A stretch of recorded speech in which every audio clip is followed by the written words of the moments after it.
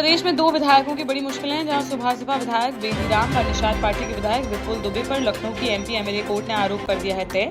Railway group D paper leak मामले में दोनों विधायक थे आरोपी। इनके साथ ही 18 अन्य लोगों पर भी कोर्ट ने आरोप किए हैं तय।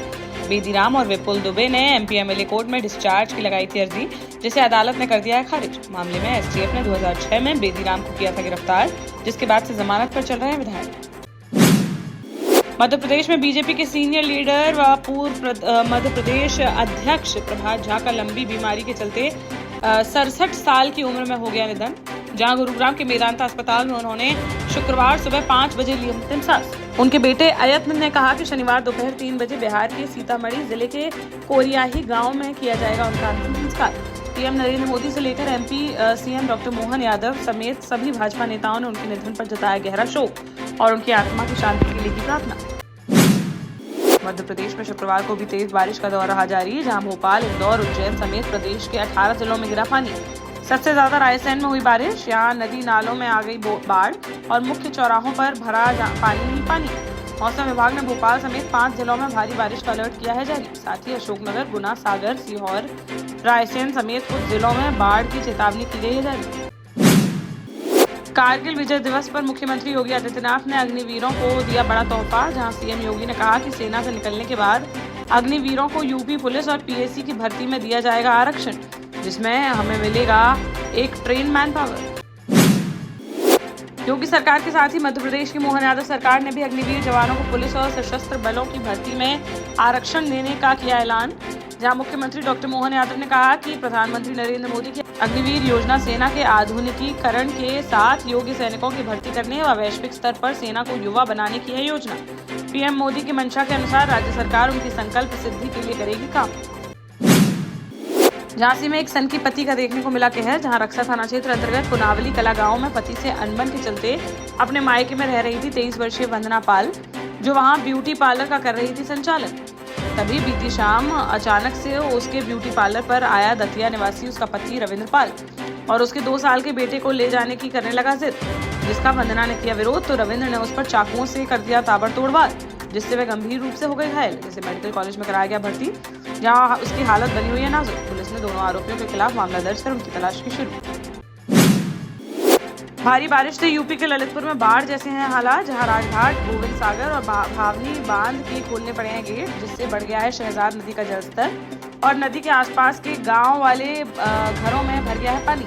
वहीं पंचमुखी मंदिर के पास का टूट गया पुल, जिससे कई गाँवों का कट गया है संपर्क। रेस्क्यू करने में जुटा हुआ है जिला प्रशासन।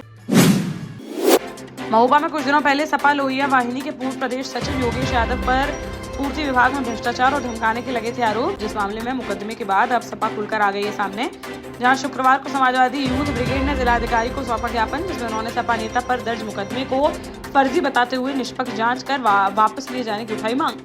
सपाइयों का कहना है कि जनहित में उठाई गई आवाज को दबाने के लिए पूर्ति निरीक्षक द्वारा लिखवाया गया है फर्जी मुकदमा, जिसे सपा कार्यकर्ता नहीं करेंगे बर्दाश्त। निवाड़ी जिले के पृथ्वीपुर में टहरका रोड पर भारी बारिश के कारण भरभरा कर गिर गया एक मकान, जिससे मलबे में दब गए मकान में रह रहे पति पत्नी और उनके 2 बच्चे, जिसमें पत्नी व एक बच्चे को आई गंभीर चोटें।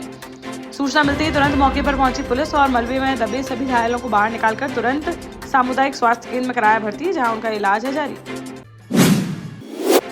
टीकमगढ़ नगर पालिका में शुक्रवार को हंगामेदार रहा परिषद का विशेष सम्मेलन, जहां सीएमओ की अनुपस्थिति पर अध्यक्ष सहित भाजपा और कांग्रेस के पार्षदों ने जाहिर की नाराजगी। बैठक में सभी 26 पार्षदों ने एक सुर में सीएमओ के खिलाफ पास किया निंदा प्रस्ताव। इसके साथ ही सीएमओ को हटाए जाने को लेकर पार्षदों ने शाम 5 बजे कलेक्ट्रेट के सामने प्रदर्शन कर जमकर की नारेबाजी।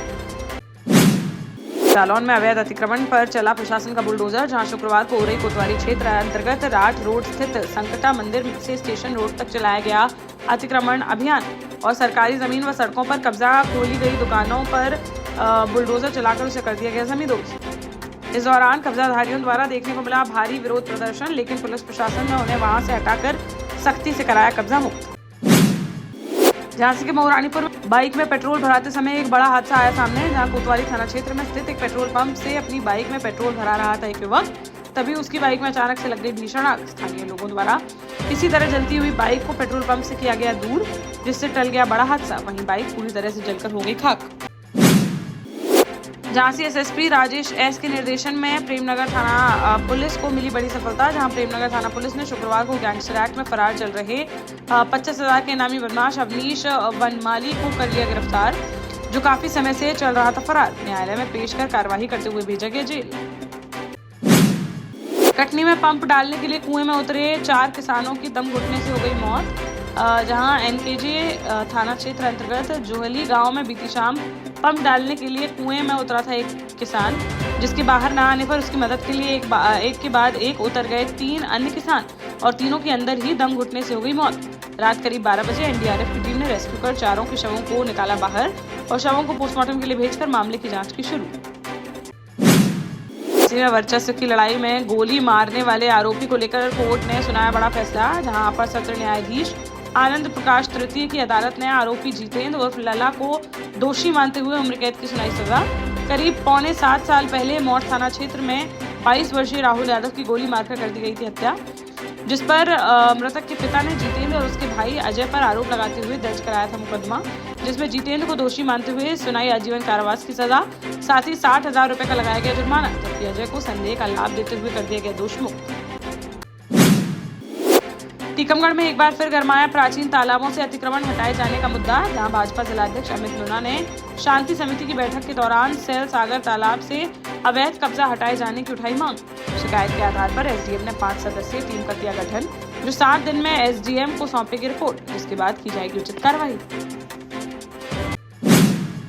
देश का जाना माना सैनफिन ग्रुप आपके लिए फिर लाया है झांसी में वास्तु के हिसाब से फ्लोर प्लान सहित एक शानदार टाउनशिप, जिसमें सुरक्षा की दृष्टि से सीसीटीवी, एक ही ग्रैंड गेट से एंट्री और एग्जिट, चौड़ी सड़कें, parking, car wash area, senior citizen and international fountain parks, swimming pool, gym, badminton, tennis आदि courts, school, hospital, shopping mart आदि कई सुविधाएं। इसीलिए तो हम झांसी में लोगों की पहली पसंद।